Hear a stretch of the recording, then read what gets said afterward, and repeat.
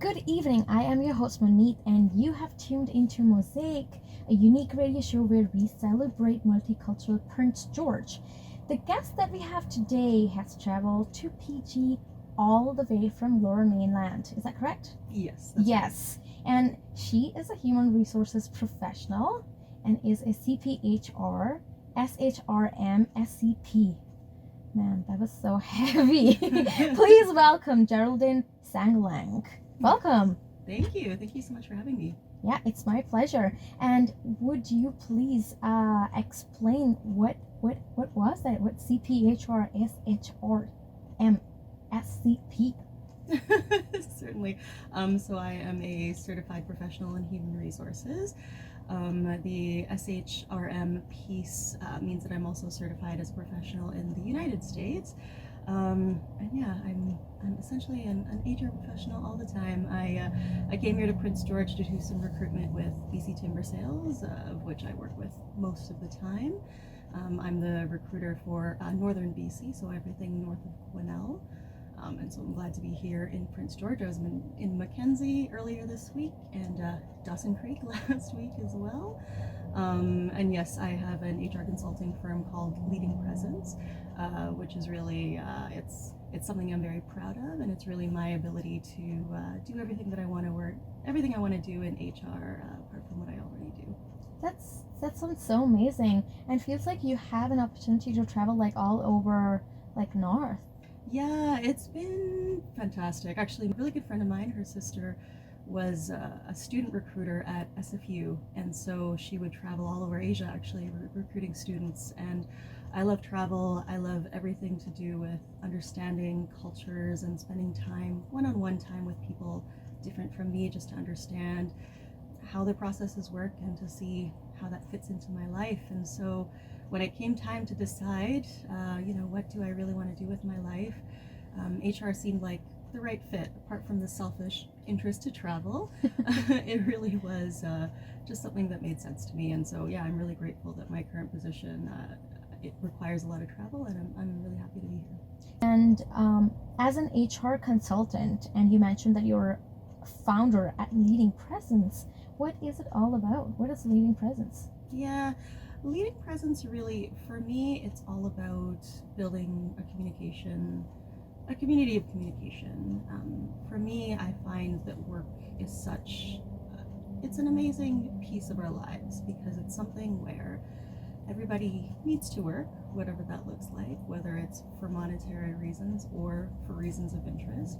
Everybody spends their day doing something. And so for me, Leading Presence is really providing an opportunity for people to talk about what work really looks like, find out how it is that they can find work that is meaningful to them.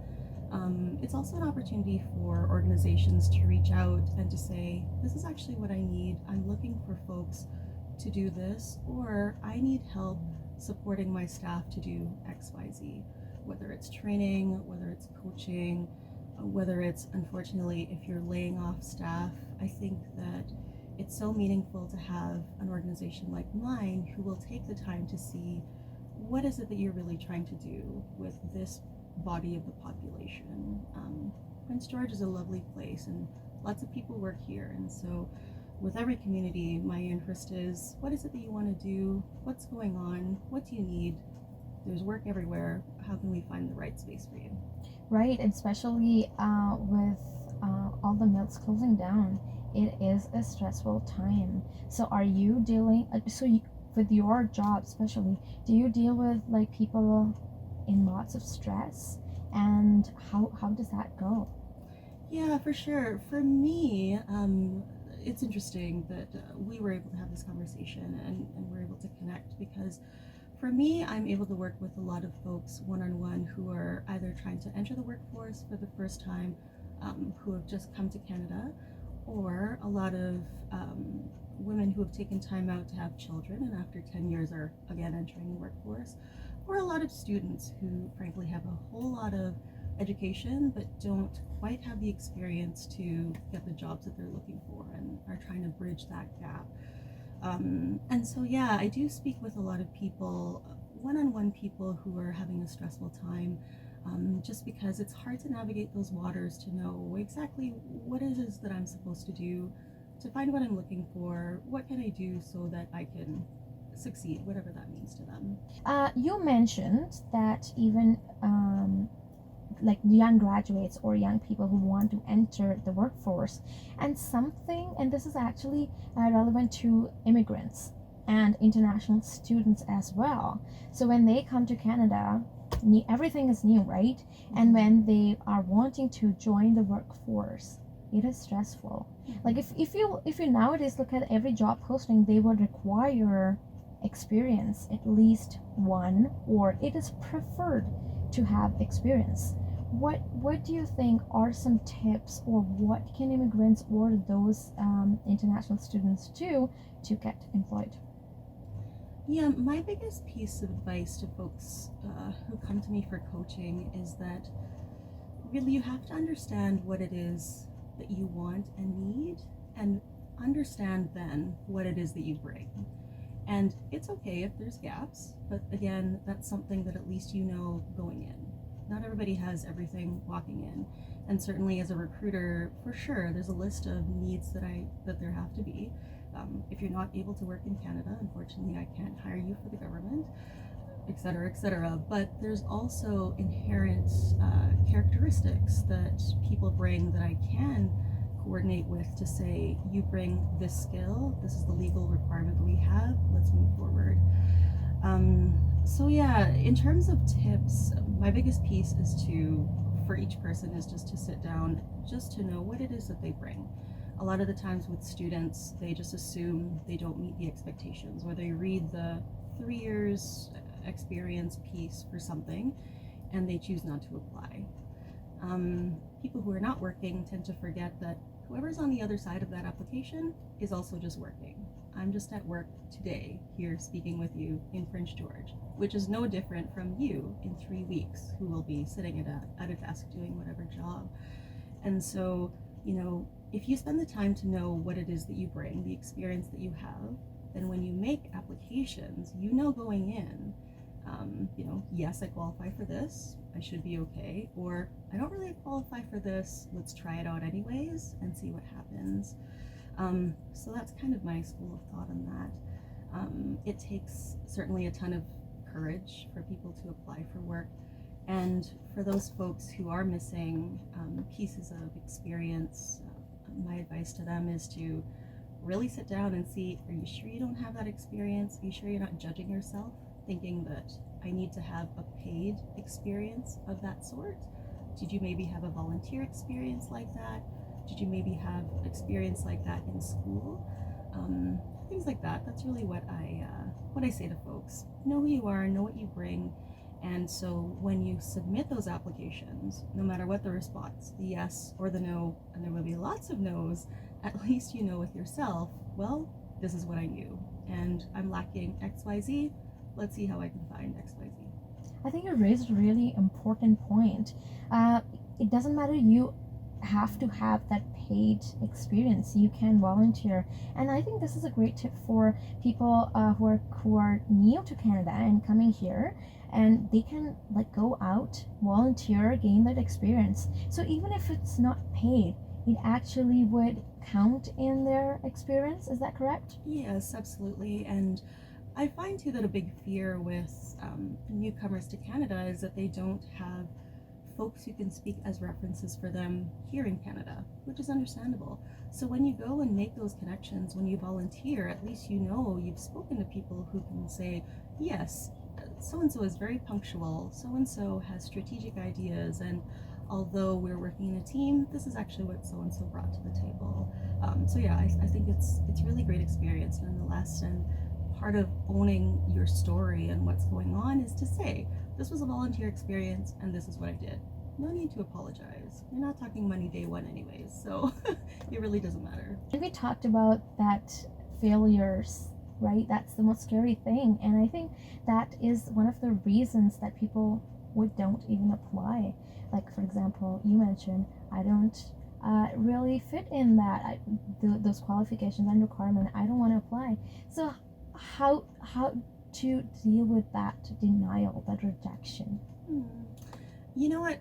For me, and to be completely honest with you, so when I left university, it was 2009. So it was, oh, sorry, it was 2000, yeah, sorry, 2009. So it was the time of the crash, or shortly after. We're in the middle of it. And at the time when I was networking, I kept meeting folks who had moved from Toronto, who had 6, 7 years experience, who were HR managers, who had been laid off, and now were looking desperately for admin positions. And so something that took me a long time to accept was I read somewhere that when you make these applications, essentially you have to imagine a complete wall of no's, and at the very bottom right, the reason why you stop is because you receive one yes. And at the end of the day, it doesn't matter how many rejections you have, because as we all know, it's not the time of you apply for one job, you stay in that job until you retire, hypothetically retire. Nowadays, we are living in a society where people have multiple positions, multiple revenue streams, and whether you stay in a position for 1 year, 6 months, a year and a half, 5 years, that's no longer a reflection of your work ethic. It doesn't mean that you are irresponsible or can't hold a job. For some reason, or for some people, it's the opposite. It means that you have multiple interests and you're able to move even in the same level position in different companies. It shows a level of flexibility. So yeah, I think that it's scary and it's hard to accept that there will be a lot of rejection, and that's really where my interest as a consultant lies, is supporting people not only through their careers of building from, what you see as an intermediate level into the high echelons of some director role that's magical in the stars. At the end of the day, everybody needs support in whatever position they're in. And yeah, I think it's the hardest thing to accept, the rejection piece, and certainly any applicant will say removing emotion from the applicant process is the hardest thing. But it really is your lesson to learn wherever you learn it, and in however manner that you find your way. Right. And even if you get a kind of sorry email from that company, is it okay to call them back and kind of check in and know and talk to them what they were looking for and how you can improve? Can is it okay? Like, is it good to do that? Oh yeah, absolutely. For me as a recruiter, so I mentioned that I'm up here up north recruiting folks. I've been here since Monday. There are key people who I hope will reach out, and there's a couple that I would reach out to nonetheless, the ones that I won't be offering positions to. But again, the other side of the table is I'm just at work. I'm somebody fulfilling a duty. And so much as I would love to reach out to, honestly, the majority to say, this is where you actually went wrong, it's not anything to do with saving face for the organization that I'm recruiting to. It's a genuine interest to say, this is actually where you went wrong. Because once you're in that interview phase, it's no longer the time of evaluating, do you have the experience that I'm looking for? I already know you have the education and the experience. It's time for me to decide, are you the one that I want to see on Monday and stare at for the next year and a half? Right. Or what have you. So yeah, do reach out, because even for the ones like me who want to reach out, unless it's a task which I must do, frankly, it's one of the millions of tasks that I'm managing like anybody else. Right. And talking about interview, like there's lots of suggestions online, do's and don'ts. What would be like 2 or 3 do's and 2 or 3 don'ts that you would recommend coming from a professional who is a recruiter, right? What would you suggest? Certainly the do is, and I say this to everybody, really sit down and reflect on your job experience, and reflect to the point that you're able to tell the story of what happened. I'll try to not roll my eyes at myself, but recruiters will say, try to use the STAR method. Try to talk about the situation, the task, the action, and the result. And it doesn't matter what strategy you have. At the end of the day, try and explain exactly what was going on. And in what was going on, tell me, what did you do? So that's the number one thing, is to understand what really happened and tell the story. in the interview. The other piece, and it's a strong piece of advice that I've been reflecting on this week, is that you want to be able to understand the story of what happened in your job and explain it without the emotion of the experience. And by that, I mean a very common example of an interview question is tell me about a time, and something along these lines. Mm-hmm. Tell me about a time when you made a decision that was unsuccessful or something that failed. What happened? And so a big pitfall that I experience with applicants is that they tend to get kind of bogged down or go down the memory lane situation where they say, and this person was awful, and this is what really happened, and I felt XYZ. As much as I appreciate the challenge of the situation, I need to know, okay, but based on those harsh experiences and emotions, what did you do? And so when you're sitting in that chair, shaking, stressed, kind of sweating, you kind of lose sight of that. So when you're preparing for interviews, try to be able to articulate what happened without the emotion of what really happened. Correct. Awesome. Thank you so much. And if you want to find her on Facebook, let me spell the spellings of her name. It's Geraldine, and her last name is Sangalang.